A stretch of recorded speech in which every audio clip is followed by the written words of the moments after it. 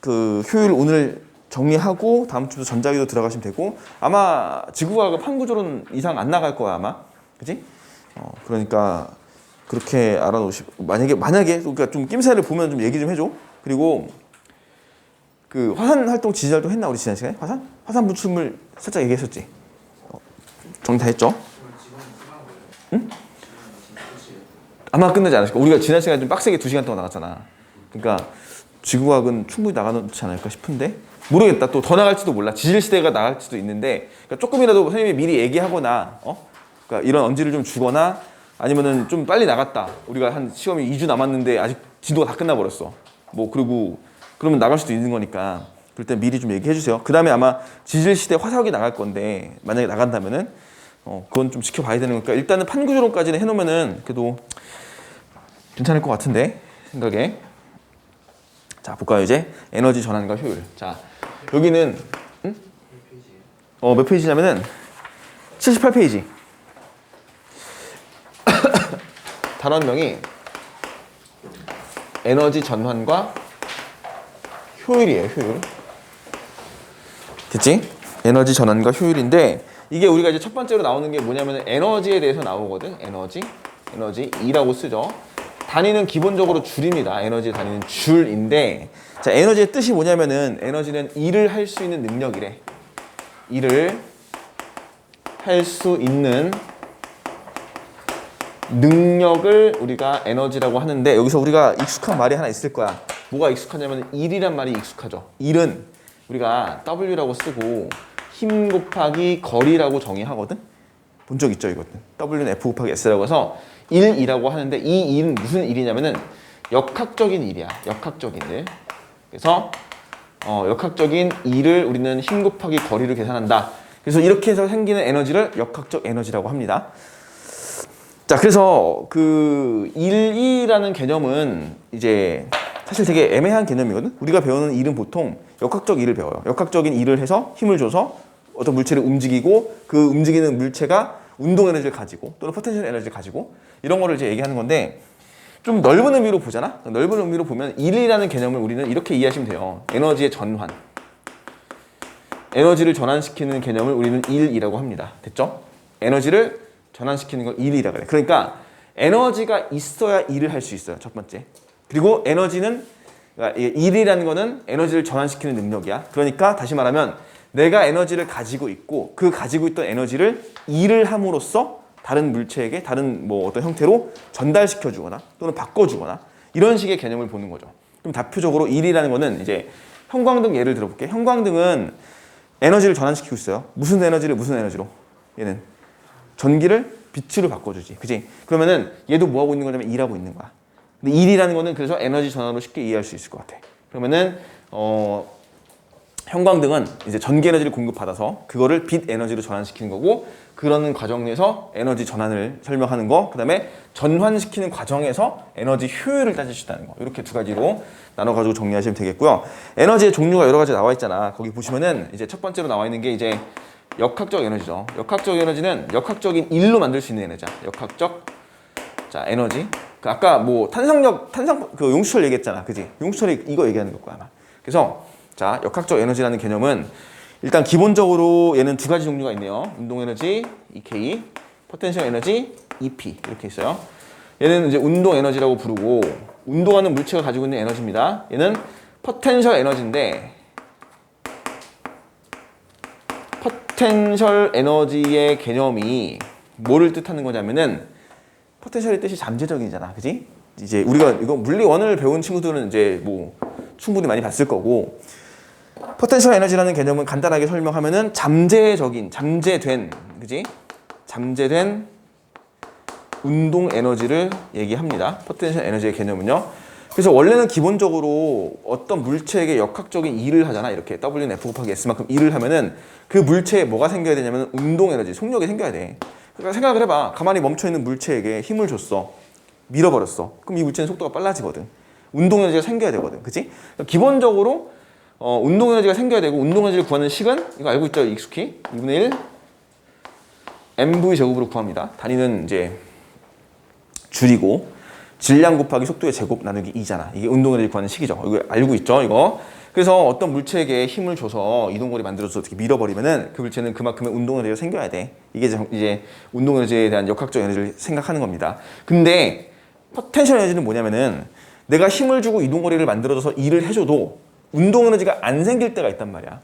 대표적인 게 뭐냐면은 수직 방향으로, 연직 방향으로 운동할 때. 누구 때문에 안 생기냐면은 중력 때문에 안 생겨요. 중력. 그래서 중력이란 녀석이 개입이 되는 경우에는 이때는 운동 에너지가 증가하지 않는 경우들이 생깁니다. 그치? 대표적으로 어떤 물체를 내가 들어 올리는 경우, 이렇게. 그러니까 예를 들어서, 또 이제 하다 보면 이게 한도 끝도 없는데, 어떤 물체를 만약에 예를 들어서 내가 이 높이 H까지 들어 올릴 거야. 이렇게. 이 질량 M짜리 물체를. 근데 내가 이 물체를 여기까지 들어 올리기 위해서는 일을 하거든, 역학적으로. 그럼 내가 역학적으로 물체를 들어 올려요, 이렇게. 들어 올렸는데 물체가 들어 올려서 여기 와 보니까 운동을 안 해.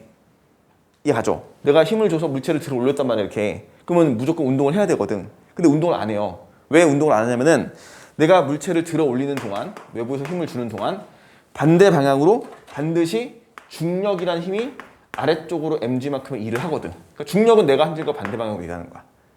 그래서 중력은 포텐셜 에너지를 가져가요. 운동 에너지를 가져가요. 대신에 이 물체를 내가 가만히 놔버리면은 이때는 중력 말고는 힘이 없잖아. mg밖에 없잖아. 그러니까 얘가 땅에 떨어지기 시작하죠. 땅에 떨어지면서 떨어지기 직전에 속도를 가지지. v라는 속도를 가집니다. 맞죠? 이렇게 떨어졌을 때. 그러면은 얘는 운동 에너지가 생긴다고. 얘는 이때 v가 있다는 얘기는 운동 에너지가 생긴다는 뜻인데 얘는. 그치? 그래서 다시 한번 얘기하면은 자, 이 질량이 m인 물체가 높이 h인 높이에서 가질 수 있는 에너지를 우리가 포텐셜 에너지라고 얘기하고요. 포텐셜 에너지의 크기는 이렇게 여기다 씁시다. 다시. 포텐셜 에너지의 크기는 이거를 우리가 뭐라고 하냐면은 mg 곱하기 h라고 정의하죠. 그러니까 힘 곱하기 거리야, 이것도 결국. 그지? 힘 곱하기 거리 하는 겁니다. 근데 그 대상이 누구냐면은 이제 중력이 하는 거지. 중력이 일을 하는 거죠. 그래서 뭘 만드냐면은 운동 에너지를 잠재시키죠. 그 크기를 포텐셜 에너지라고 하는 거고요. 됐죠? 이렇게만 이 정도만 이해해두면 될 것 같습니다. 이거는 다시 한번 정리하는데, 자, 물체가 어떤 mg라는 물체 중력의 그 크기를 가지고 있는 녀석이 h만큼의 높이에 있으면 우리는 이거를 포텐셜 에너지를 mgh만큼 가지고 있다라고 얘기하고요. 이 mgh는 물체를 놨을 때 얘가 낙하하면서 떨어지면서 속도가 빨라지면서 운동 에너지가 증가하는 그 크기를 얘기합니다. 맞죠? 기본적으로 마찰 저항 무시하고 얘기하는 거지. 마찰 저항이 무시가 된다면은 이때 이 에너지는 서로 완벽하게 전환이 돼요. 왔다 갔다. 그치? 그래서 잠재되어 있는 포텐셜 에너지가 잠재되어 있는 에너지, 운동 에너지가 포텐셜 에너지고 그게 다시 운동으로 나타나고 이렇게 왔다 갔다 바뀌죠. 그러니까 우리는 이걸 역학적 에너지의 전환, 에너지가 전환된다라고 얘기하고요. 그 다음에 보존도 된다고 얘기합니다. 어떨 때냐면은 역학적 에너지가 보존되는 경우에는 마찰 저항이 무시할 때. 그지? 마찰과 저항이 없는 경우에는 이렇게 에너지가 왔다 갔다 바뀔 것이고 역학적 에너지가 보존된다고 얘기합니다. 됐지? 간단한 이야기야. 이 정도만 체크하시면 될 것 같아. 예를 들어 H인 물체가, 높이가 있던 물체가 낙하했을 때 속도가 V래. 그럼 만약에 얘를 이제 높은 곳에서 더 4H인 곳에 4H인 지점에서 낙하시켰어요. 그럼 이때 물체의 속도 얼마야? 떨어졌을 때. 이거 얼마일까? 똑같은 물체야. 얼마? 2V. 그지? 이 정도만 알면 되지 않을까? 높이가 4배 되면은 에너지도 4배 되는 거야. 운동 에너지도. 그럼 운동 에너지 4배 되면 속도는 2배 되거든. 운동 에너지가 이기니까. 그지? 그래서 포텐셜 에너지가 감소하고 운동 에너지가 증가한다. 그지? 자, 포텐셜 에너지가 감소하면은 반드시 운동 에너지는 증가해요. 맞지? 같은 방법으로 포텐셜 에너지가 증가하면은 운동 에너지는 감소하죠. 이렇게 역학적 에너지가 전환되고요. 그 총량은 항상 일정하게 크기가 유지가 될 것이다. 역학적 에너지가 보존된다라고 해석하시면 됩니다. 됐죠? 이렇게 정리하고 여기에 대해서 이 포텐셜을 만들어준 요소가 중력이었단 말이에요. 지금 포텐셜을 만들어준 요소가. 근데 하나 더 있죠. 지금 학교에서 얘기한 것 같은데 이게 탄성력. 탄성력도 보존력입니다. 역학적 에너지를 보존시키는 힘이에요. 그러니까 탄성력도 이렇게 해석할 수 있겠지. 우리가 용수철을 연결시켜 놓고 만약에 원래 길이가 이만큼이거든요. 원래 길이가 여기, 원래 용수철이 여기 연결돼 있어. 질량 물체가 여기 매달려 있는 거야, 이렇게. 근데 내가 만약에 얘를 강제로 잡아당겨서 얘를 이렇게 늘렸어. 이렇게 늘려가지고 여기까지 끌어갔다 놨단 말이야. 여기까지 이 질량 물체를. 그러면 내가 여기서 잡고 있잖아. 여기서 얘를 잡고 있을 때 놓는 순간 얘는 앞으로 원래 위치대로 돌아가기 위해서 속도가 빨라지면서 여기서 운동 에너지가 생긴다고. 그렇지 않니? 그러면은 원래 여기서 에너지가 없었는데 운동 에너지가 생겨났어. 운동 에너지가 생기면 무조건 포텐셜이 있는 거야. 앞으로 운동을 시작해서 운동 에너지를 만들 수 있으면 무조건 여기서 포텐셜 에너지가 있다고 보는 거예요. 그러니까 여기서도 포텐셜 에너지가 감소하고 운동 에너지가 증가하는 거지. 이렇게 그런 식으로 에너지가 왔다 갔다 전환되고 보존되는 관계를 우리는 보존력이라고 합니다. 이렇게 탄성력 같은 애들, 중력 같은 애들, 이런 애들을 전부 다 보존력이라고 해서 이 두 가지는 우리가 보존력이라고 체크를 해놓으시면 좋을 것 같아요. 자, 보존력은 마찰 저항 없을 때 역학적 에너지가 보존되는 힘들이야. 됐지? 이런 식으로만 체크해 놓으시면 되겠습니다. 됐죠? 역학적 에너지가 전환되고 보존되는구나. 이렇게 해석하시면 됩니다. 그러니까 이제 사실 이거를 얼마나 자세하게 할지 모르겠네, 학교에서. 그러니까 내가 수업을 들으라고. 이게 학교에서 뭘 하는지 알아야지. 거기서 그래서 거기에 맞춰서 대비를 하지. 학교에서 안 하는 거를 한 거를 내가 안 하거나 안 하는 거를 하거나 이러면은 조금 그렇잖아. 안 하는 걸 내가 폭넓게 하는 거는 괜찮아. 그거는. 근데 한 거를 내가 안 하는 거는 문제가 있지. 준호야, 나 수업 좀 들어. 듣긴 해? 아, 그래? 듣긴 하는데 왜 몰라? 좀 알아와, 좀. 수업 좀 잘 듣고 알아오세요. 아시겠죠? 뭘 하는지 내가 알아야 돼. 응? 자, 그렇게 해놓으시고요. 이게 책에 있는 내용만 정리해놔도 괜찮을 것 같긴 한데, 사실 이거는 그러니까 중력, 탄성력 기억해 놓으시고, 보존력이라는 거 기억해 놓으시고, 역학적 에너지가 전환되는 거, 보존되는 거 기억해 놓으시고, 이 정도만. 사실 세부적인 수치의 해석까지는 우리가 사실 거기까지는 필요가 없을 것 같습니다. 자, 두 번째는 전기 에너지. 자, 이게 되게 중요한데, 전기 에너지. 전기 에너지는 우리가 실질적으로 전기 에너지를 생산해서 수송하는 과정까지가 2학기에 포함되어 있는 범위입니다. 생산해서 수송까지 합니다. 근데 우리가 이번 기말고사, 이번 중간고사 범위에서는 아마 생산까지만 들어있지 않을까? 전기에너지 생산만 들어있다고 생각하는데 이게 이제 전자기도 법칙이죠, 이게. 그러니까 전기에너지를 만들어서 쓰는 거, 보내는 것까지 하는 건데, 전기에너지는 있잖아, 전류의 흐름에 의해서 발생하는 에너지입니다. 그래서 이 전기에너지는 보통 우리가 현재 제일 많이 쓰고 있는 에너지고, 이 전기에너지를 열, 빛, 일, 소리, 파동 이런 걸로 다 바꿔버리지 지금. 그래서 우리가 쓰는 현재의 에너지의 기본적인 베이스는 전기에너지. 그치? 전기에너지를 이제 전환시키는 거죠. 전환. 다른 형태의 에너지로 전환시키는데 이게 빛이라든지 열, 소리, 파동 등등등 엄청나게 많죠. 엄청나게 많은 형태의 에너지로 전환시키면서 우리가 이용할 것이다. 이런 거 기억해 놓으시면 되겠고, 전기 에너지를 우리가 간단하게만 좀 이해하시려면은 이걸 알면 돼. 소비 전력. 소비 전력은 P라고 쓰고 전압 곱하기 전류라고 정의합니다. 자, 이건 나중에 송전 때 다시 자세하게 배우겠지만 일단 간단하게만 얘기할게요. 소비 전력. 같은 말로 일률이에요. 일률. 자, 뜻은 뭐냐면은 1초 동안 1초당 몇 줄의 에너지를 소비하고 있냐라고 합니다. 이게 이제 소비 전력의 뜻이죠. 1초 동안 소비되는 하는 일을 얘기합니다. 1초당의 에너지야. 그래서 얘는 단위가 뭐냐면요, W라고 쓰고 읽을 때는 와트라고 읽어줘요. 자, 다시 해석을 해보자. 10와트는요, 10와트는 뜻이 뭐야? 1초 동안 10줄 일 하는 거야. 또는 에너지를 전환시키는 거야. 다시 말할게. 자, 형광등의 10와트예요. 예를 들어. 그럼 형광등은 1초에 10줄씩 전기 에너지를 빛 에너지로 바꾸고 있어. 이렇게 해석하시면 되겠지. 그래서 이걸 이제 우리가 소비 전력이라고 하고, 소비 전력은 전압 곱하기 전류로 정의합니다. 전압 곱하기 전류. 괜찮죠? 소비 전력, P는 VI라고 씁니다. 나중에 아주 자세하게 배울 거고, 여름방학 때도 우리가 이제 특강으로 배웠습니다, 이거를. 그래서 P는 VI라고 쓰고 1초에 전환되는 에너지의 크기, 일률, 와트라고 합니다. 그리고 이제 10W짜리의 어떤 기기를 우리가 몇 초 동안 쓰는지 시간 t초로 곱하는 거지. 예를 들면 얘가 만약에 10초 썼어. 10W짜리를 10초 동안 썼으면 총 에너지 얼마 쓴 거야? 100줄 쓴 거지 그냥. 그지? 이렇게 해석되는 거야. 괜찮지? 1초에 10줄씩 일할 수 있는 거를 10초 동안 쓰면은 100줄 일하는 거잖아.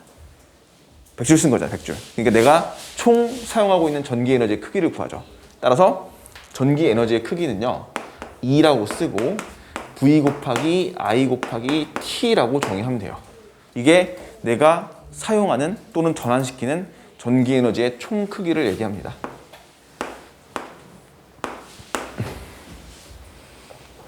소비 전력에다가 시간 곱한 거지. 1초에 100줄 일하는데 내가 100초 쓴 거야. 이런 거지 그냥 개념 자체가.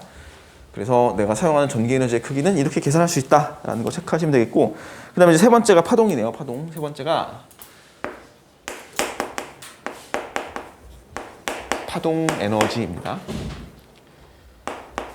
자, 파동 에너지는 이게 이제 파동이 그거잖아. 진동을 전달시키는 거거든. 진동을 전달시키는 거를 우리가 파동이라고 하고, 얘는 대표적으로 소리라든지 빛이라는 애들이 있습니다. 파동도 배웠었을걸? 한 곳에서 발생하는 진동이 주변의 매질을 타고 전달되는 현상을 파동이라고 하고, 파동은 궁극적으로 에너지 전달이 목적이야. 에너지를 전달시켜. 소리라는 것도 에너지 전달이고 빛도 에너지 전달인데, 소리는 있잖아 얘들아 그냥 진동 그 자체야. 소리가 별게 있는 게 아니라 그냥 떨림 그 자체가 소리야. 그냥 우리가 듣는 소리는 1초에 몇 번 떨리는지를 얘기하는 거야. 너네가 뭐부터 들을 수 있냐면은 그 팔이 날아가는 소리 들리지. 팔이 날갯짓 소리가 20Hz 이상 되거든. 1초에 20번 진동하면 소리가 나는 거야 그냥. 그러니까 너도 손을 1초에 20번 진동시키면은 소리가 나는 거야 그냥. 그치? 모든 소리가 다 그래. 내 소리도 지금 내가 내는 소리도 1초에 몇백 번, 몇백 번이 아니지. 뭐 몇천, 몇만에, 몇천 번? 몇백에서 몇천 번의 진동수를 가지고 있는 거거든? 뭐 하고 있어? 그러니까 우리가 소리 딱 나잖아. 이게 딱 치면 소리 나지, 이거. 퉁 치면 소리 나잖아. 이게 1초에 지금 몇백 번, 몇십 번?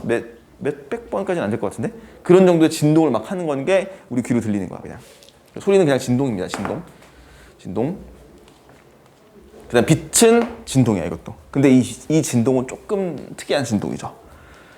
이 소리의 진동은 역학적 진동이거든. 그냥 진짜 진동이거든. 근데 얘는 전자기적 진동이라고 해서 전자기파라고 하죠. 얘를 전자기파라고 합니다. 전기나 자기적 진동을 얘기하는 거야, 빛은. 그래서 얘는 이제 빛이 가진 에너지고, 물질에 흡수되면서 온도를 높이거나 화학 반응을 일으킬 수 있다, 뭐 등등 이렇게 많죠. 이것도. 소리는 공기 같은 물질의 진동에 의해서 전달되는 에너지이다 라고 되어 있습니다. 파동 에너지. 자, 빛의 에너지. 근데 우리가 이 정도만 기억하시면 되게 좋을 것 같은데, 빛은 진동수에 비례하는 에너지의 크기를 가지거든. 빛은. 그래서 빛의 에너지는 진동수에 비례한다. 빛 에너지는 진동수에 비례하는구나. 진동수 뭔지 알아? 진동수. 다들 답이 없어. 응? 진동수 뭐야? 1초에 몇 번 진동하는지. 이게 진동수입니다. 단위는 헤르츠잖아. 들어봤지? 진동수 헤르츠. 1초에 몇 번 진동하니 이거거든. 10Hz 이러면은 1초에 10번 진동하는 거야. 우리 인간은 참고로 가청 진동수라 그래서 우리 귀는 1초에 20번 진동하는 20Hz부터 2만 번 진동하는 소리까지 낼 수 있어. 들을 수 있어. 우리는. 그러니까 20번보다 진동 못하는 거 못 듣고 22만 번보다 더 큰 진동도 못 들어요. 됐지? 초음파 이런 거 못 듣잖아. 초음파 이런 건 못 듣는 거. 파동 에너지. 그리고 이제 네 번째, 열 에너지. 자, 이것도 많이 쓰는 거죠. 열 에너지. 물체의 온도나 상태를 변화시키는 에너지. 두 가지로 나눠볼까? 열 에너지는 물체의 온도를 변화시키고요, 상태도 변화시키네. 상태 변화. 됐지? 자, 어떤 물체에게 열을 가합니다. 열을 가하면 물체의 온도가 증가하겠지. 온도 증가해요. 맞지? 열은 결국 분자 운동을 얘기하는 거거든. 그러니까 분자 운동이 활발한 정도를 얘기하는 건데, 내가 어떤 물체에게 열을 공급하면은 그만큼의 온도가 변화하는데, 온도가 변화하다가 어느 순간부터 상태가 변하는 구간이 생길 수도 있죠. 대표적인 게 물이잖아, 물.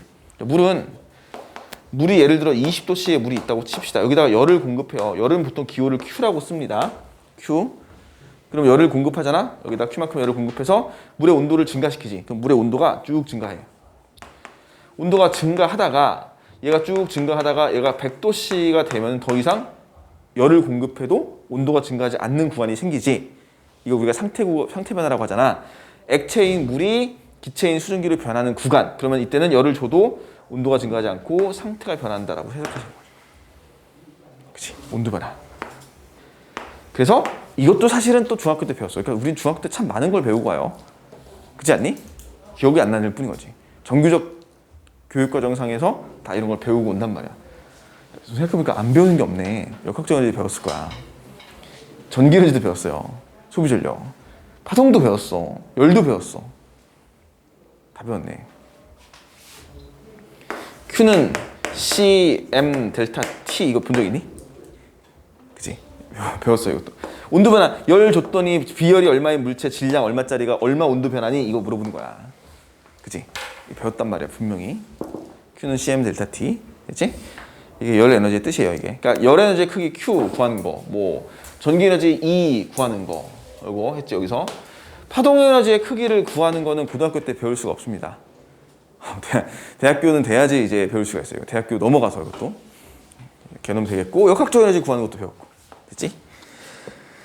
자, 에너지의 종류 시리즈들 쭉쭉 정리했습니다. 맞지? 그 다음에 이제 나머지는 크게 식이 따로 정리할 건 없는데 일단 화학 에너지가 있네요.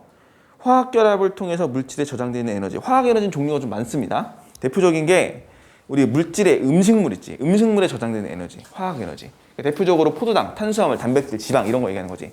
우리 탄수화물 에너지 얼마 저장되는지 알잖아. 그지? 생물에서 배우지. 얼마 저장돼 있어? 탄수화물. 4kcal 저장돼 있지. 그지? 그런 식으로 말을 하잖아. 탄수화물은 아니면 예를 들어서 밥 한 공기에 몇 칼로리야? 모르나? 아 그래 이런 거 합시다. 음료수 한 잔에 음료수 한 병 이렇게 딱 보통 일반적인 음료수 먹으면 한 150에서 200칼로리 막 되거든? 킬로칼로리? 그러면은 열이 이거 열량이라고 하잖아요. Q를 열이랑도 관련이 있는 건데 열량이라고 해서 이것도 Q거든. 단위가 칼로리도 있어요. 칼로리 들어봤지, 그지? 근데 이게 보시면은 그 화학 에너지인데 왜 열량이라는 그걸 쓰냐면은 그걸 먹음으로써 그 음식물을 먹음으로써 내가 그만큼의 열 에너지를 방출시킬 거거든, 그지? 내가 만약에 200kcal를 먹어요.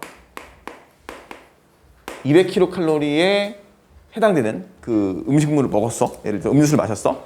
그 써있단 말이야. 음료수 한 병에 보시면은 몇 킬로칼로리 써있어. 그럼 그걸 마시잖아. 마시면은 그만큼의 열 에너지를 만들어낼 수 있다는 거죠. 그 크기로 봤을 때. 그지? 200kcal만큼의 에너지를 만들. 이건 당연히 줄로 환산할 수도 있어요. 요거는. 그래서 열량이라고 해서 내가 이제 화학 결합되어 있는 에너지를 섭취했을 때 거기서 결합을 끊으면서 만드는 에너지. 그 다음에 너네 이것도 배운 다음에 생물에서 ATP 배웠죠. ATP. 그지? ATP는 얘도 우리가 이용하는 에너지잖아. 생체 에너지. 그지? ATP는 그 아데노신 트리포스페이트라고 하잖아, 얘를. 그러니까 3인산 결합이라고 해서 인산을 결합시키면서 에너지를 저장시키지. 그러니까 이것도 결합 에너지. 인산 하나를 결합시킬 때마다 에너지가 들어가는 거고, 인산을 뗄 때마다 그 결합되는 에너지가 튀어나오는 거잖아. 그래서 우리가 뭐 근육 운동하거나 뭐 숨쉬고 아니면 뭐 이런 여러 모든 생체 활동에 필요한 에너지를 ATP로서 만들어서 저장시켜 놓고 그 인산을 붙였다 뗐다 하면서 그 이용하죠. 우리가 현재 뭐 근육 운동 하든지 그런 것들을 얘기하는 거고요. 또 있어. 얘는 배터리, 자동차 배터리, 뭐 핸드폰의 배터리 전부 다 화학 에너지. 그 다음에 또 있어요. 그 석탄, 석유, 천연가스 이런 거 전부 다 화학 에너지. 결국 석탄이 뭐니? 결국 식물이었죠. 원래 식물이었던 게 죽어가지고 석탄이 된 거잖아. 그러니까 얘가 광합성 통해서 햇빛 받아가지고 이제 유기물 만들고 그 유기물이 화학 에너지 형태로 있었는데 그게 이제 석탄이 된 거기 때문에 석탄, 석유도 전부 다 화학 에너지라고 보시면 돼요. 그러니까 화학 에너지는 생체 에너지, 그다음에 석탄, 석유 같은 화석 에너지, 그다음에 배터리 같은 화학 물질의 에너지, 그다음에 또 화학 결합에 대한 에너지 이렇게 이런 식으로 여러 가지가 있다는 거 정도 체크하시면 되겠지? 됐어요. 그 다음 마지막으로 핵 에너지. 핵 에너지는 원자핵이 분열하거나 융합할 때 질량이 감소하면서 발생하는 에너지다. 이거는 우리가 많이 배웠죠. E는 MC 제곱해서 그 핵분열 또는 핵융합, 수소 핵융합, 태양에서 발생하는 것들 있지? 이런 것들을 가지고 질량 결손에 의해서 에너지가 방출돼 나온다라는 거. 이게 핵에너지다라고 해서 핵이 융합할 때도 있고요. 분열할 때도 있습니다. 핵 융합 때도 에너지가 나오고 분열 때도 에너지 나오고 이렇게 하는 에너지 형태가 있습니다. 됐지? 괜찮죠? 이거는 사실 어려운 내용은 아니라서 그냥 보시면은 야, 그 밑에 있는 그림만 봐볼까 얘들아? 그 그림 밑에 폭포가 무슨 에너지 전환을 가지고 있어? 이런 건 우리가 그냥 보고 알 수 있는 거잖아. 물의 포텐셜 에너지가 운동 에너지로, 화학 에너지가 빛으로 가는 게 반딧불이 있네요. 반딧불. 그지? 반딧불 이런 거. 몸에 저장되어 있는 화학 에너지를 빛의 에너지로 바꾼다. 여기에 들어가는 거 또 하나 더 있겠다. 전기뱀장어 이런 거 있잖아. 전기 만드는 애들. 그 애들도 화학 에너지가 전기 에너지로 가겠지? 음식물 섭취 나왔죠 아까. 화학 에너지, 음식물에 저장되어 있던 화학 에너지가 내가 그걸 섭취함으로써 열 또는 운동 에너지. 근데 여기서 말하는 운동 에너지는 ATP라는 형태를 거쳐가는 거야. 이거는 그렇게 해석하시면 되겠고, 자동차 얘도 화학 에너지네. 왜 화학 에너지야? 석유 들어가잖아. 석유를 통해서 열 에너지를 만들고 운동을 만든다. 엔진을 이용해서. 그다음에 번개, 구름이 빛으로, 화산 폭발, 지구 내부의 열 에너지가 분출물의 역학적 에너지. 우리 지난 시간에 배웠던 화산 분출물 날아가는 거 있잖아. 그런 것들. 전열기, 전기를 열로, 뭐 롤러코스터, 중력 포텐셜 에너지가 운동 에너지로 간다는 거. 됐지? 그래서 간단하게만 하나 설명하면은 우리 이따 나중에 나오는데요. 수력 발전이란 거 있잖아. 폭포 같은 거, 폭포. 이제 수력 발전의 형태가 어떻게 생겨 있냐면은 폭포가 있다고 칩시다. 이렇게 폭포가 이렇게 있으면은 폭포에서 떨어지는 그 물의 이 높이에 의한 포텐셜 에너지가 물의 운동 에너지로 전환이 되죠. 중력에 의해서.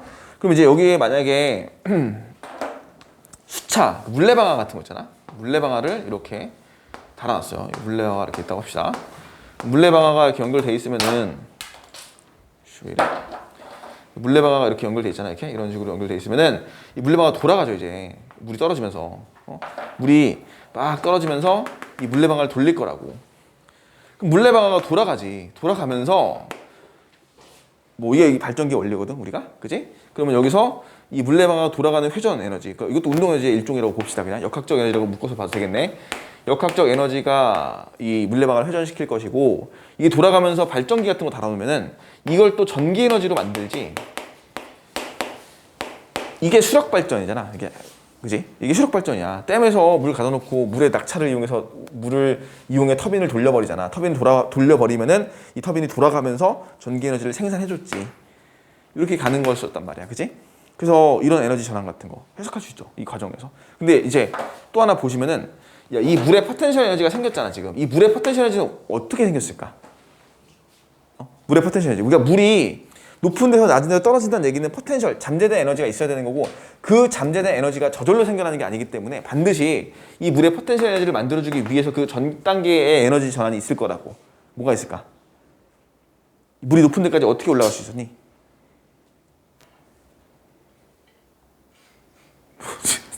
대답을 해봐. 대답을. 뭐 있어? 물이 포텐셜 에너지 가지려면은 비가 내려야지. 비가 내릴 거 아니야. 비가 내리려면 뭐가 필요해? 구름이 필요하지. 구름이 만들어지려면 뭐가 필요해? 증발이 필요하겠지. 증발 과정에서 무슨 에너지가 들어간 거야? 열 에너지가 들어간 거잖아, 지금. 태양 흡수해가지고. 태양 에너지 들어가겠죠. 이렇게 에너지 전환되는 것까지 알 수 있겠죠. 바다에 있던 애들이. 바다에 있던 물이 이제 열을 흡수해서 상태 변화 할 거지. 여기서 상태 변화 해가지고 온도 올라가고 상태 변화해서 증발해가지고 얘가 구름 돼서 높은 포텐셜 가지지. 그러면서 이제 비가 돼서 떨어지면서 포텐셜 감소하고 운동이 생기고 다시 포텐셜. 그래도 아직도 남아있지. 아직도. 뭐 이런 식으로 계속해서 에너지들이 전환되겠구나라는 거 우리가 배우는 겁니다. 여기서 말하는 전기에너지 만들었어. 전기에너지 만들어서 가정에게 보냈어. 가정에서 보냈더니 가정에서 충전을 시켜서 핸드폰에 충전을 시켰네. 그럼 이 전기에너지가 어떻게 됐어? 가정에서 사용되면서 핸드폰으로 가면서 화학 에너지로 전환되네요. 그치? 핸드폰에서 저장되어 있는 배터리의 화학 에너지로 전환이 되네. 이걸 내가 화학 에너지 전환시킨 다음에 써가지고 보고 있어. 이걸로 화면을 딱 켰더니 화면이 나오네. 빛 에너지로 바뀌었네. 빛뿐만이겠니? 소리도 나겠죠? 진동도 일어나겠죠? 진동 파동이겠지? 열도 발생하겠지? 열 에너지 이렇게 되겠지? 됐어? 이거 계속 이거 무한 반복시킬 수 있지 않을까? 그지? 거의 이 에너지 전환은 진짜 모든 형태로 다 바꿀 수 있어. 우리가 형태를 계속해서 바꾼다, 그지? 뭐 이런 식으로 생각할 수 있습니다. 됐어? 자, 넘어가 보겠습니다. 79페이지 보시면은 거기에 그 내용이 나와 있잖아, 맞지? 몇 가지만 읽어볼게. 뭐 열 에너지를 증기기관으로 이용해서 역학적 에너지 바꾸는 거. 우리가 이거 중요하다. 이거 체크해놔. 열 에너지를 역학적 에너지로 바꾸는 게 있어. 이거를 우리는 이제 엔진이라고 하고 또는 열기관이라고 하는데 증기기관 좀 옛날 거고 열기관 또는 엔진 이렇게 하면 되겠지? 자, 그다음에 그 화학 에너지를 충전기를 통해서 전기 에너지를 바꿔서 저장시키는 거잖아. 방금 얘기했던 배터리 충전하는 거 있잖아. 그치? 거기에 충전기가 써 있네요. 그치? 충전기는 전기 에너지를 화학 에너지로. 그 다음에 이 화학 에너지 중에서 일부로 근육 운동 바꾸는 거. 이거는 이 화학 에너지 중에서 ATP 얘기하는 거겠죠. 그 다음에 발전기는 역학적 에너지를 다시 전기 에너지로 바꾸는 장치네. 발전기 이런 식으로 쭉 가겠죠. 뭐를 해도 다 알 수 있을 거야. 자, 만약에 하나 더 물어볼게, 얘들아. 봐봐. 여기다 안 써 있는 거거든. 자, 광합성은 여기 어떻게 해당이 되겠어? 여기서 무슨 에너지가 무슨 에너지로 가겠어? 광합성. 생각해보자. 그 그림상에서. 그렇지. 빛 에너지가 뭐로? 화학 에너지로 가겠죠. 그게 광합성이지. 한번 체크해 놓을 수 있겠죠. 잘 나오는 겁니다. 이거는. 그렇게 보시고 밑에 핸드폰도 아까 얘기했던 거 여기 잘 나와 있죠. 핸드폰도 거기서 그래 그 충전이 있는데 충전은 뭐야? 전기를 화학으로 간다고 했어 아까. 마이크는 뭐로 바꿨어? 마이크? 소리를 전기로. 그 다음에 여기다 하나 물어볼게. 스피커는 뭐로 바꿀까? 스피커는 뭐로? 전기를 소리로. 그지? 이렇게 하겠죠. 마이크, 스피커. 그 다음에 청소기까지 정리됩니다. 괜찮죠? 이렇게 정리해 놓으시면 되겠죠. 자, 이거 좀 지웠다 하겠습니다.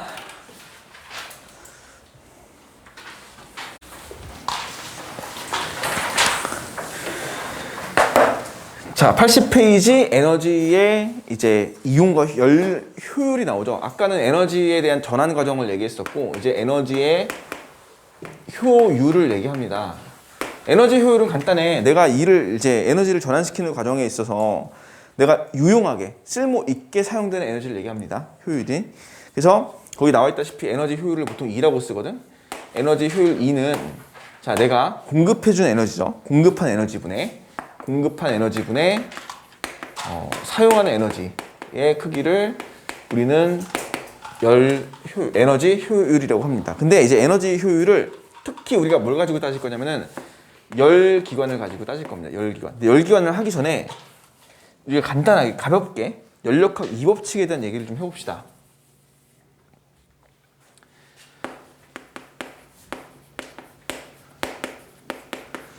자, 연력학 2법칙.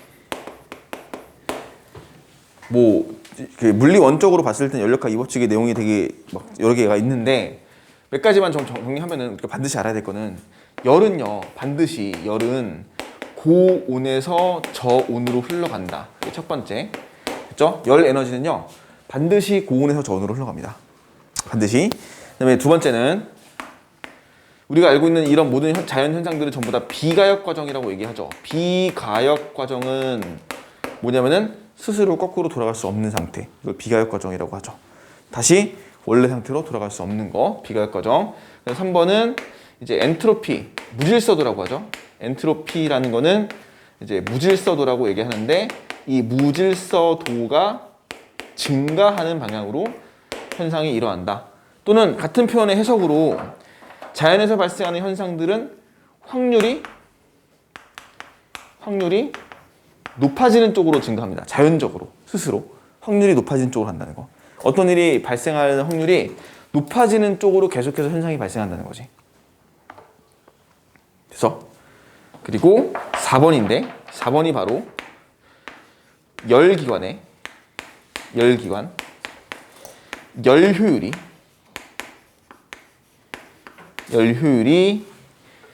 100%가 될 수 없다라는 게 이제 중요한 이야기가 되죠. 이번 이 내용에서 요거가 중요하지. 됐어. 1, 2, 3번은 그냥 참고로 알아놓으시고 1, 2, 3번은 알아놓으시고 열기관의 열 효율이 100% 될 수 없다는 게 이게 지금 여기서 중요한 이야기가 됩니다. 자, 우리가 열기관이라는 걸 배워요. 엔진이라고 합니다. 열기관, 엔진. 그래서 이제 엔진 종류가 여러 개가 있는데 아까 나왔던 증기기관도 있고 내연기관이라는 게 있어요. 내연기관 중에서 두 가지 정도만 체크하면은 가솔린 엔진이 있고 우리가 많이 쓰는 자동차에 많이 쓰는 거지. 디젤 엔진이 있습니다. 됐지? 가솔린 엔진, 디젤 엔진 이렇게 두 가지 종류가 있어. 그래서 이런 걸 이용해서 뭐를 하니? 열기관은 장치는 어떤 뜻을 가지고 있어? 열 에너지를 일부 일 에너지로 전환시키는 거죠. 에너지 전환시키는 장치인데 열 에너지를 이용하는 거잖아. 그치? 이 자동차 엔진에서 우리 자동차 엔진 룸이 있어. 엔진 내부가 있었을 때 이 내부에 열을 공급하는 거야. Q1이란 열을 공급한다고 칠게. 이게 공급하는 열이거든. 그리고 반드시 열은 Q2란 열이 바깥쪽으로 빠져나가야 돼. 이 화살표의 방향만 보시면 뭘 할 수 있냐면은 에너지의 이동 흐름을 가지고 우리가 어디가 고온이고 어디가 저온인지 알 수 있을까? 여기가 고온부죠. 여기가 저온부입니다. 무조건. 그래서 Q1이 고온부, 저온부로 우리가 무조건 확인할 수 있어야 돼. 왜냐면은 열은 반드시 고온에서 저온으로 흘러가거든. 열은 고온에서 저온으로 흘러가기 때문에 이쪽이 Q1 쪽이 고온부, Q2 쪽이 저온부로 흘러가는 걸 알 수 있어요. 그러니까 열이 자연스럽게 뜨거운 거와 차가운 쪽이 있었을 때 자연스럽게 흘러나갈 거라고. 근데 그 흘러나가는 에너지 중에 일부를 붙잡아서 뭐로 만들어주냐면 일로 만들어주는 거지. 그러니까 대표적인 원리가 이런 거야. 자동차 엔진이 내부에서 연료를 분사시켜서 폭발시키잖아. 자동차의 연료가 폭발하는 그 폭발력의 열 에너지를 피스톤을 왕복 운동시키게끔 바꿔주는 거지 그냥. 그러면서 이 피스톤 운동을 통해서 자동차 바퀴를 굴릴 수 있는 이런 역학적인 에너지로 바꿔주는 거지. 역학적 일로 바꿔주는 거야. 그래서 열기관은요, 열 에너지를 일 에너지로 전환시키는 장치이다 라고 보시면 되겠고, 이때 열기관의 열 효율은 E라고 써고 공급한 열량이 얼마냐면은 Q1을 공급합니다. 그 다음에 빠져나간 열량이 Q2고 한일량이 W니까 실제로 사용되고 있는, 전환되고 있는 에너지는 W의 크기를 가지겠다 라고 해석이 되고, 이 W의 크기는 반드시 Q1-Q2의 크기랑 같을 거니까 얘를 Q1으로 나눠버려서 결과적으로는 얘는 1-Q1분의 Q2라고 열 효율의 식을 구할 수가 있습니다. 이렇게 해석이 되죠. 이게 열기관의 열 효율을 구하는 관계식이 되는 거지. 열기관의 열 효율을 구하는 관계식이 됩니다. 1-Q1분의 Q2라고 돼 있지. 자, 됐죠? 이게 엔진의 내부 얘기하는 거야. 우리 자동차 엔진은 거기 가솔린이나 경유나 뭐 휘발유 같은 거 이제 분사시켜가지고 얘를 엔진룸 내부에다 고온 고압의 상태로 얘를 가스 상태로 분사시키지. 쫙 분사시키면은 거기다 점화를 시켜요. 점화시키면 기름이 터지지. 터지면서 피스톤이, 실린더라고 불리는 피스톤이 이제 움직이기 시작하죠. 터지는 폭발력에 의해서. 그래서 그 피스톤을 이제 크랭크를 통해서 굴림 운동, 자동차의 그 회전으로 바꿔주는 게 자동차의 엔진인 건지. 그러니까 이런 과정을 통해서 여기서 반드시 뭐가 발생하냐면 열이 발생하잖아. 그지? 열이 1로 전환되고 있는 과정이다라고 하는데 얘가 100%가 불가능하다고. 100%가 절대로 불가능하다. 왜 불가능하냐면 얘가 100%가 되려면요. 얘가 100%가 되려면은 일단 Q1이 무한대가 되거나 Q2가 0이 되면 되거든. 그럼 열 효율이 1이 되잖아. 그지? 이게 0이 되면 되니까 이게. 근데 Q1이 무한대는 열을 무한대로 공급한다는 거니까 불가능하죠. 무한대 공급하는데 열 효율이 무슨 소용이 있어? 그지? 아니 실제로 내가 에너지를 우리 지구 전 지구인이 마음 먹고 연구기관을 만들고 싶어. 전 지구인이 모여서 내가 쓸 에너지를 쓰지 말고 다 여기 다 써버리자. 그럼 몇천 년, 몇만 년 동안 돌릴 수 있겠지. 그럼 연구기관 아닌가 거의? 뭐하러 그런 짓을 하냐고. 에너지가 무한대인데 열 효율을 따질 이유가 없잖아. 두 번째는 Q2가 0이 되면 돼요. Q2가 0이 되면은 고온에서 저온으로 열이 안 빠져나간다는 뜻이거든. 그러니까 얘가 100이면 얘도 100이라는 거야. 얘가 0이면. 불가능하잖아. 왜냐면 열은 반드시 고온에서 저온으로 흘러가는 건데 여기가 저온 부음에도 불구하고 이쪽으로 다 빠져나간다는 얘기는 불가능하거든. 그러니까 반드시 열은 고온에서 저온으로 흘러가요. 그러니까 요 흘러가는 양이 있기 때문에 요건 말이 안 되는 거지. 따라서 요 자체 Q1분의 Q2 값은 절대 0이 될 수 없고요. 그럼 절대 0이 될 수 없으니까 1 마이너스 얼마의 값이 빠지는 게 있기 때문에 얘는 100%가 불가능하다는 거지. 무조건 불가능합니다. 됐지? 따라서 열 기관의 열 효율은 100%가 불가능하다. 열 에너지를 1 에너지로 100% 전환시키는 것은 불가능하다. 이렇게 해석하시면 되겠어요. 됐지? 이게 열 기관의 열 효율이야. 그러니까 실제로 문제는 얘들아 이거는 물론 현재 고2, 고3 수능에도 나오는 문제인데 이게 제일 많이 나와요. 이거 열 효율 구하는 식 요거 가지고 엔진 열 기관의 열 효율을 어떻게 구하니 이걸 제일 많이 물어볼 거야. 그래서 이거는 그냥 계산만 하시면 되니까 크게 어려움 없이 우리가 문제를 풀 수 있습니다. 됐죠? 괜찮죠? 열 효율이 높을수록 불필요한 열 에너지의 발생을 줄일 수 있다. 이것도 맞는 얘기지. 자, 근데 이게 우리가 지금 이거를 만약에 이상적인 열기관을 만들었다고 칩시다. 이상적인 열기관을 만들었어. 근데 이상적인 열기관도 열 효율이 1이 될 수는 없어요. 이건 불가능합니다. 무조건 불가능해. 이상적인 열기관도 열 효율이 100이 될 수는 없다.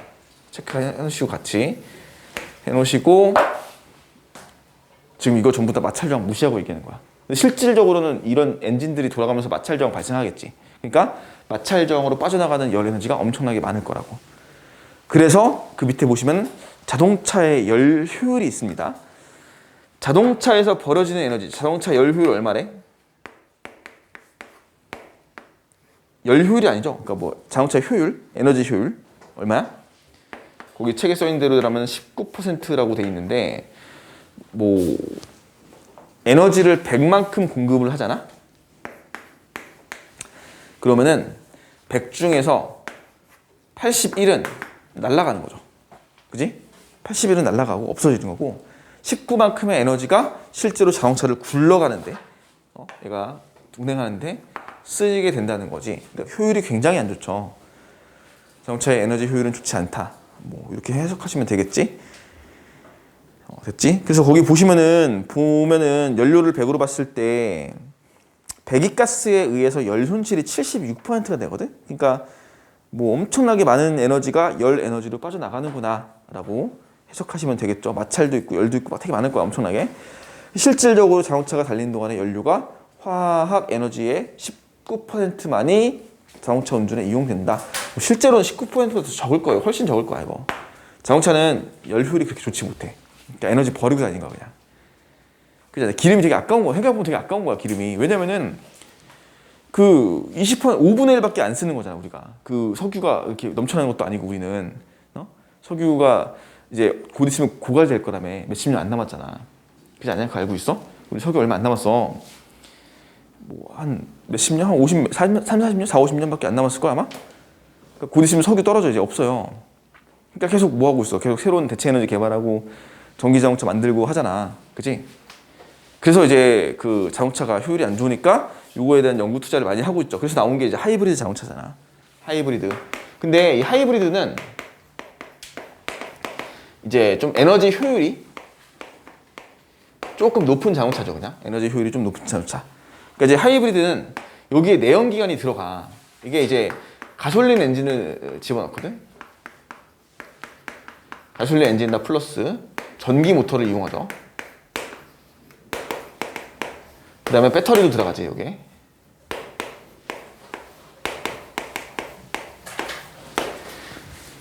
가솔린 엔진에다가. 이게 또 하이브리드는 또 디젤은 또 안 씁니다. 이거는. 디젤은 쓸 이유가 없어가지고 가솔린 엔진에 보통 전기 모터와 배터리를 함께 사용하는 자동차를 하이브리드, 말 그대로 잡종이라고 합니다. 근데 이게 좀 웃긴 게 뭐냐면은 지금 사실 하이브리드보다 더 좋은 효율을 쓰는 자동차를 타고 있잖아 우리가.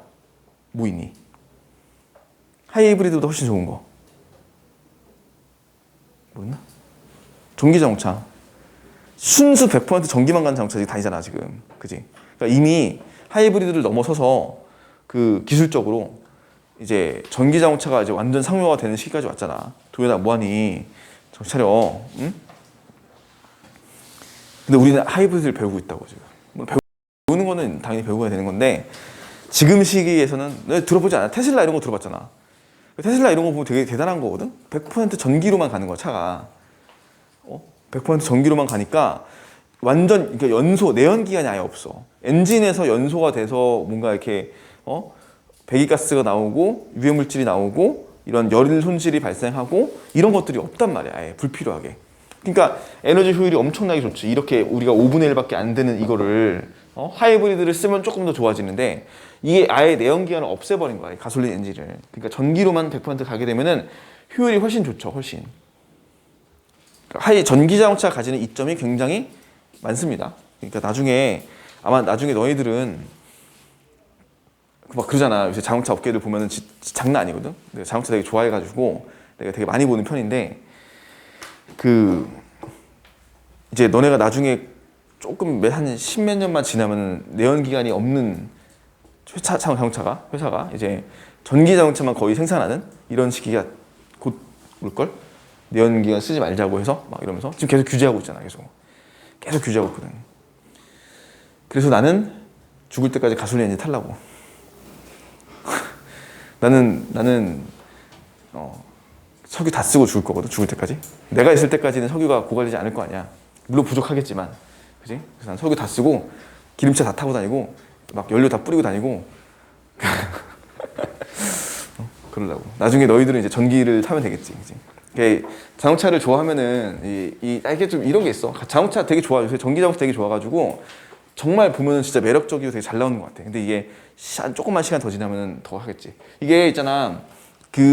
우리가 생각보다 하이브리드에서 전기 자동차로 너무 빨리 넘어갔어.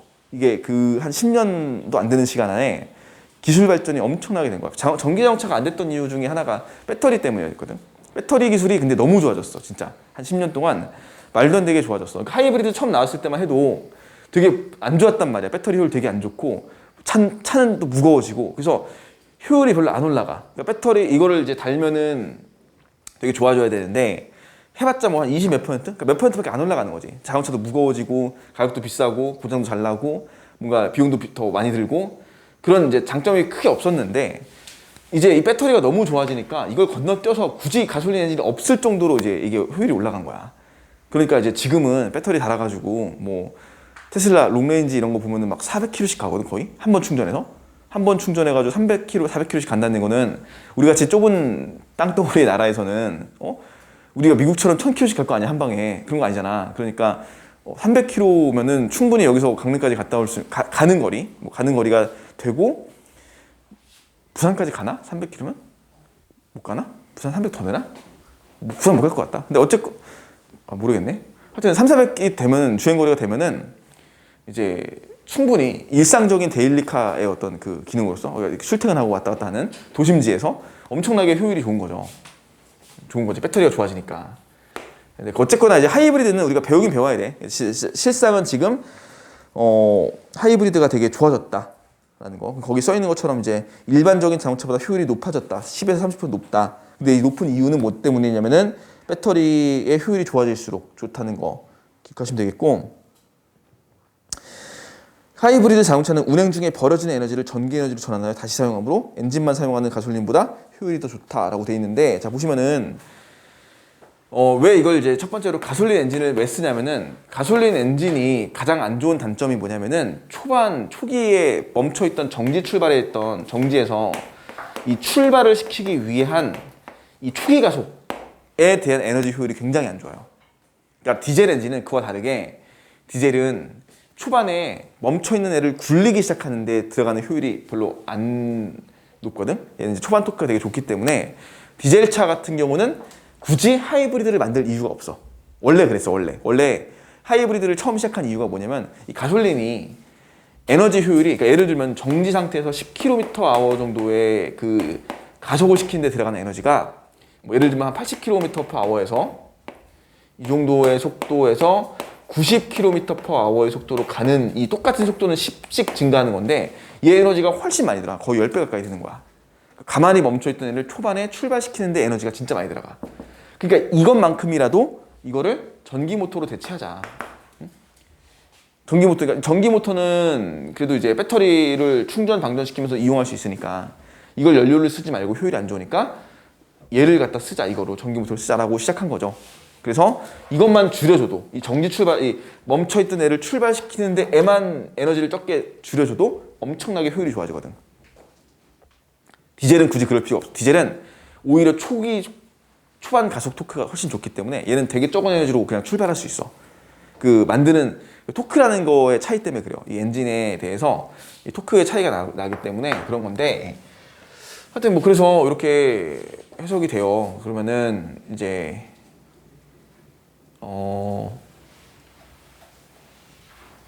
전기 모터를 이용해서 효율을 더 높일 수가 있겠구나라고 하고요. 그다음에 이제 하이브리드 자동차에서 전기 모터에서 이제 이 배터리 충전, 그럼 이제 충전을 보시면은 이제 그 보통 자동차에 버려지는 에너지가 뭐냐면은, 예를 들면 자동차가 움직이고 있어. 운동 에너지가 있겠죠. 이 운동 에너지가 쭉 있다가 얘가 나중에 멈출 거야. 정지하면은 얘가 가지고 있던 운동 에너지가 전부 다 어디로 가니? 도로와의 마찰, 브레이크 밟으면서 그런 열 이런 걸로 다 손실이 날아가는 거지. 그러니까 그냥 가다 서다를 하면은 에너지가 계속 버려지는 거야, 그냥. 그런데 이제 배터리를 그 브레이크 시스템에다가 같이 달아가지고 이걸 회생제동이라고 하죠. 브레이크 밟을 때 쉽게 말해서 발전기가 배터리 브레이크에 붙어 있는 거야. 그러니까 이 사라지는 운동 에너지의 일부를 배터리로 저장시키는 거지. 그치? 전기 에너지로, 배터리로, 화학 에너지로 저장을 시키는 거죠. 자동차 브레이크에다가 그 발전기 같은 거 달아서 전기 에너지 쉽게 만들어서 생산한다고 보시면 돼요. 그럼 배터리에 저장시켜 놓고 다시 모터 돌리고, 그러니까 출발할 때는 배터리에서 전기 에너지로 이용해서 모터 돌리고, 멈출 때는 운동 에너지를 다시 배터리에서 이 저장시키고, 이걸 계속 반복하니까 연료 소비가 굉장히 적어진다는 거지. 그래서 하이브리드는 연료 효율이 좋다. 자, 거기 보시면 그것만 체크해놔. 자, 출발. 거기 보시면 전기 모터로 시동한다고 돼 있죠. 출발은 전기 모터로 출발을 합니다.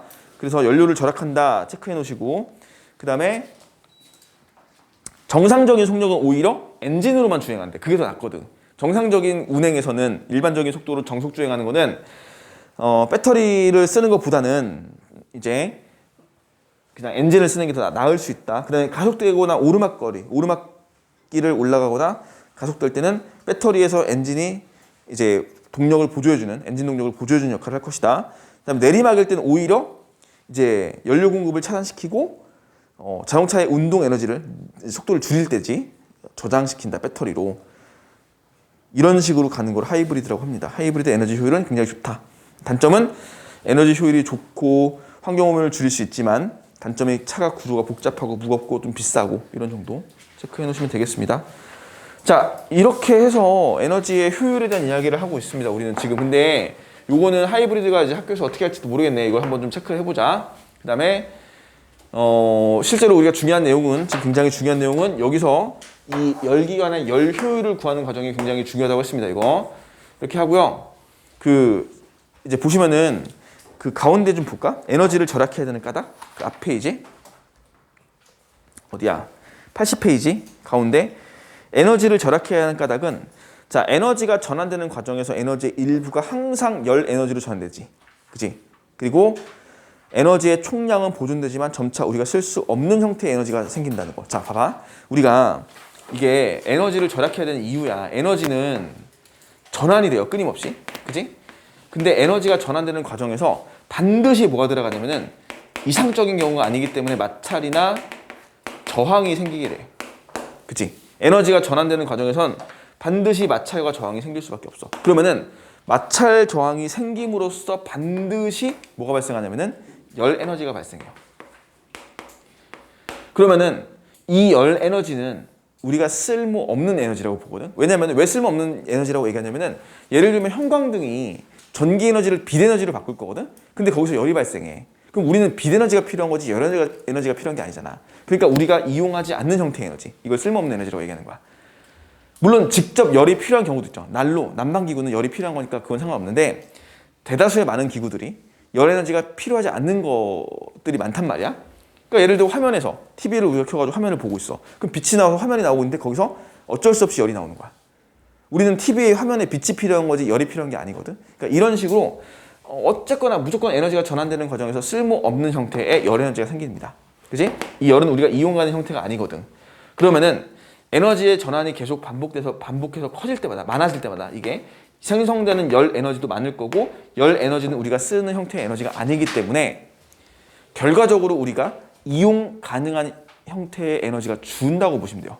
그래서 에너지를 절약해야 된다는 거지. 그러니까 에너지가 계속 전환되고 왔다 갔다 바뀌면은 우리가 사용되는 에너지 사실 무한이잖아. 무한은 아니지만 계속 전환이 되기 때문에 끊임없이 쓸 수 있을 거 아니야. 그렇지 않다는 거지. 그렇지 않은 이유는 우리가 이용 가능한 형태의 에너지가 점점 줄기 때문에, 자꾸 쓸데없는 열 에너지로 전환되기 때문에 그렇게 해석하시면 되겠고, 자, 이게 하나 더 있어. 추가적으로 하나 더 볼게. 봐봐. 하나 더가 뭐냐면은, 자, 열 에너지를 열 에너지로 바꾸고 싶어요. 이걸 전열기라고 하거든, 이런 애를.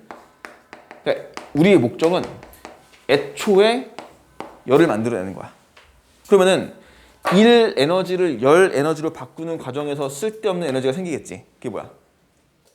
마찰 저항 있을 거 아니야. 무슨 에너지가 생기니? 부가적으로 또 열이 생기지. 근데 애초에 얘한테는 열 에너지가 쓸모없는 에너지가 아니지. 그러니까 일 에너지를 자 열로 바꿀 때는 에너지 효율이 100%가 가능하다라고 보면 돼요. 이건 체크해 놓으시면 좋아. 얘는 가능하잖아. 왜냐면 얘는 100% 열로 바꿀 수 있거든. 일을 열로 바꾸는 과정에서 열이 생기잖아. 그러니까 결국 모든 에너지가 열로 간다는 거지. 그지? 그러니까 얘는 100%가 가능하다. 하지만 열을 일로 바꾸는 건 100%가 불가능하다. 이렇게 두 개로 나눠가지고 정리해 놓으시면 됩니다. 전열기에서 빛도 나오잖아요. 빛? 무슨 빛? 그냥 저기 빨간색 빛 나오잖아요. 아, 그런 것도 있죠. 그럼 100%안 되잖아요. 근데 빛 안 나오는 전열기도 있잖아. 빛이 안 나오는 전열기도 있잖아. 예를 들면 헤어드라이기. 이거 바람의 운동 에너지? 그러면 뭐 빛 안 나오는 전열기? 이런 거 있지 않을까? 그치? 켰는데 안 켜졌네? 덥지? 너가 발열체구나. 열 에너지를 막. 나도 그래. 자, 넘어갑시다. 열 에너지를 발산시키는 거는 쓸모없는 에너지를 만드는 거야.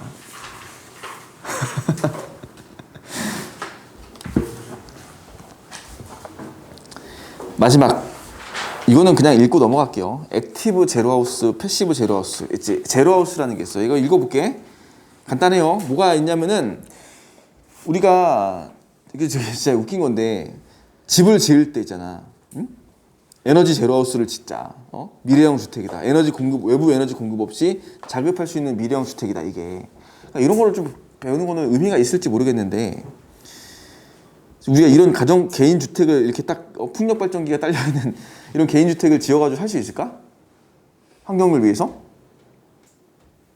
거의 대부분 아파트 사는데 그 아파트도 엄청 비싸가지고 지금 집값도 날리고 막 이런 힘든 상황 속에서. 하지만 뭐 취지는 일단 에너지를 절약하자는 목적에서. 자, 액티브 하우스는 건물 자체에서 에너지를 생산하는 능동적 하우스입니다. 자, 태양 광발전 달아놓고, 태양 열 발전 달아놓고, 풍력 발전 달아놓고, 지열 발전 달아놓고, 이건 불가능해요, 현실적으로. 우리 집 앞에다 풍력 발전 달아놓겠어? 그 돌아가는데 그거를 소음을 감당할 수 있을까? 취지는 좋아요. 자원 구할 염려 없고, 환경 오염 물질 배출하지 않고, 뭐 이런 게 있다는데 실제로 가능할지 모르겠네. 그 다음에 패시브가 그나마 적극적으로 우리가 이용 가능한 형태의 주택입니다. 이게 뭐냐면은 그냥 이거는 지금도 하고 있는 거야. 우리가 항상 하고 있는 거야. 뭐냐면은 에너지 줄이자, 사용량 줄이자. 그러니까 예를 들면 단열재, 단열창, 삼중창 이런 거 있지. 자연채광, 그러니까 햇빛을 많이 들어오게 해가지고 난방을 좀 적게 하자. 뭐 남향으로 건물을 짓고 채광 시스템을 잘 해놓고 이런 거죠. 차양 시스템은 햇빛을 차단시키는 거야. 왜 차단시키냐면 이때 여름철에 햇빛이 적게 들어와서 집이 덥지 않게 하는 거. 그 다음에 환기 시스템, 환기 잘 시켜가지고 이런 건데, 환기 시스템 같은 경우는 여기다 써놓으세요. 같이 하나. 열 교환기라고 써놓으세요. 열 교환기. 열 교환기라는 게 있어. 이 열 교환기는 뭐냐면은 우리가 만약에 예를 들어서 간단하게 예를 들어보자. 예를 들면은 샤워를 하고 겨울철에 샤워를 하고 따뜻한 물이 나오고 그게 버려지지.